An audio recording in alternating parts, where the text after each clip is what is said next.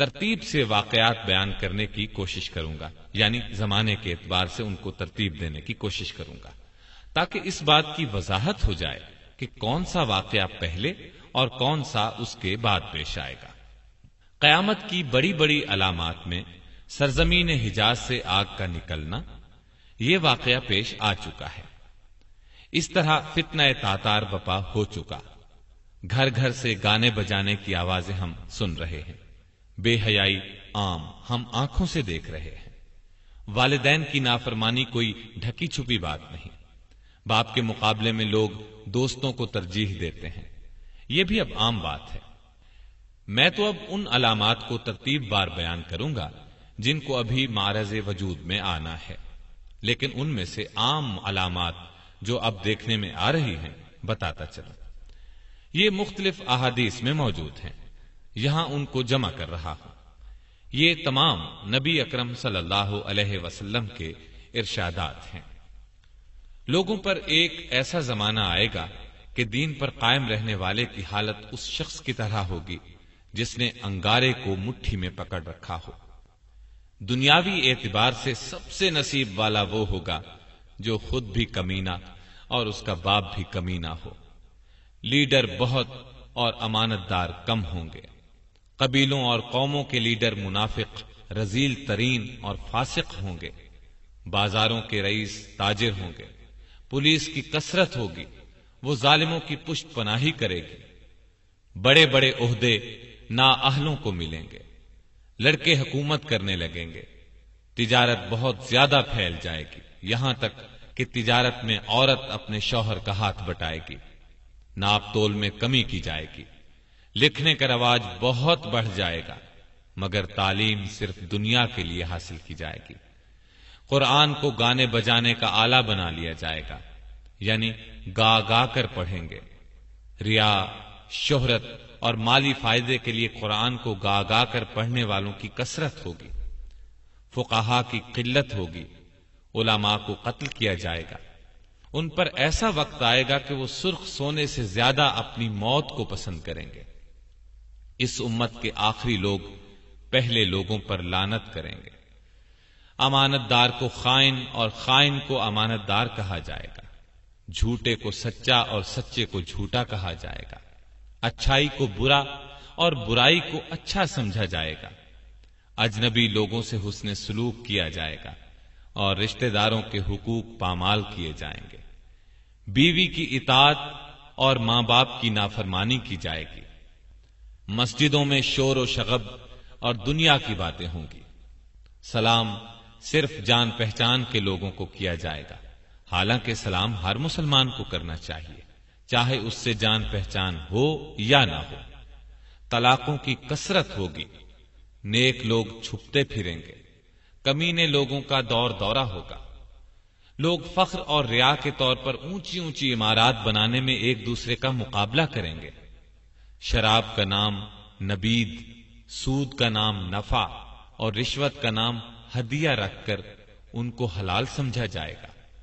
سود، جوا، گانے بجانے کے آلات، شراب خوری اور زنا کی کثرت ہوگی، بے حیائی اور حرامی اولاد کی کثرت ہوگی، دعوت میں کھانے پینے کے علاوہ عورتیں بھی پیش کی جائیں گی، اچانک اموات کی کثرت ہوگی، لوگ موٹی موٹی گدیوں پر سواری کر کے مسجدوں کے دروازوں تک آئیں گے، ان کی عورتیں کپڑے پہنتی ہوں گی لیکن لباس باریک اور چست ہونے کی وجہ سے ننگی ہوں گی، ان کے سر بختی اونٹوں کے کوہانوں کی طرح ہوں گے، یعنی وہ اس طرح بال بنائیں گی تو اونٹ کے کوہان نظر آئیں گے، مٹک مٹک کر چلیں گے، لوگوں کو اپنی طرف مائل کریں گے، یہ لوگ نہ جنت میں داخل ہوں گے نہ اس کی خوشبو پائیں گے، مومن آدمی ان کے نزدیک باندی سے بھی زیادہ رذیل ہوگا، مومن ان برائیوں کو دیکھے گا مگر روک نہیں سکے گا، جس کی وجہ سے وہ اندر ہی اندر کڑھتا رہے گا۔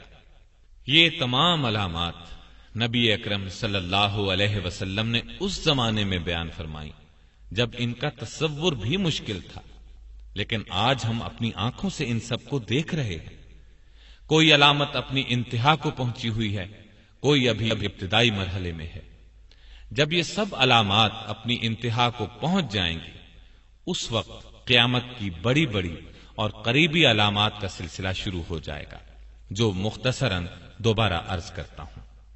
عیسیٰ علیہ السلام کی آمد سے قبل مسلمان امام مہدی کی قیادت میں رومیوں سے جنگ کریں گے اور جنگ میں قسطنطینیہ کو فتح کریں گے۔ جب یہ لوگ مال غنیمت جمع کر رہے ہوں گے تو شیطان کی طرف سے دجال کے نکل آنے کی جھوٹی خبر مشہور ہوگی۔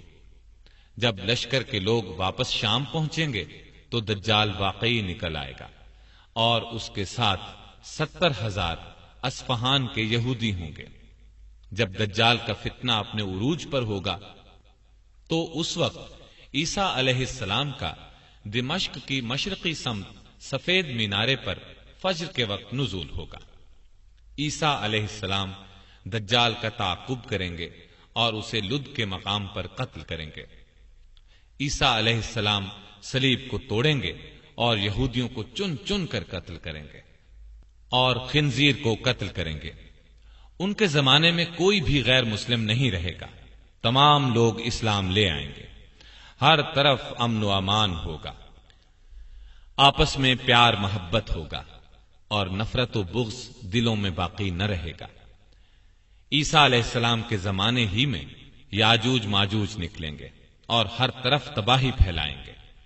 عیسیٰ علیہ السلام اللہ سے دعا کریں گے جس کے نتیجے میں وہ ہلاک ہو جائیں گے۔ عیسیٰ علیہ السلام اس دنیا میں 40 سال اور ایک روایت کے مطابق 45 سال رہیں گے۔ ان کے زمانے میں پوری دنیا میں ایک بھی کافر نہیں رہے گا، جہاد موقوف ہو جائے گا، نہ خراج وصول کیا جائے گا اور نہ جزیہ، مال و زر کی فراوانی ہوگی۔ جب آپ کی وفات ہوگی تو مسلمان آپ کی نماز جنازہ پڑھیں گے اور آپ کو دفن کریں گے۔ عیسیٰ علیہ السلام کی وفات کے بعد ایک جانور زمین سے نکلے گا جو لوگوں سے باتیں کرے گا۔ اس کے بعد زمین میں دھنس جانے کے 3 واقعات ہوں گے، ایک مشرق میں، دوسرا مغرب میں اور تیسرا جزیرہ عرب میں۔